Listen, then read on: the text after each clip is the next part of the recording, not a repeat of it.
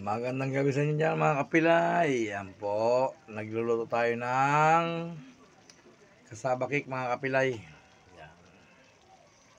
Malapit na siyang maluto mga kapilay.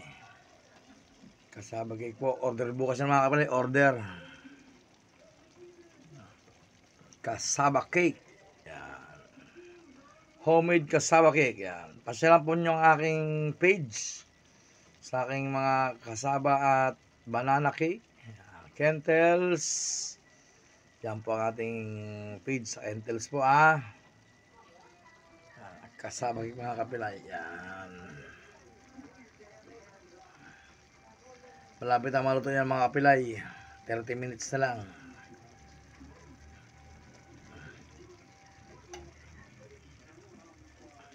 Kasaba cake ala Greg Ricacho.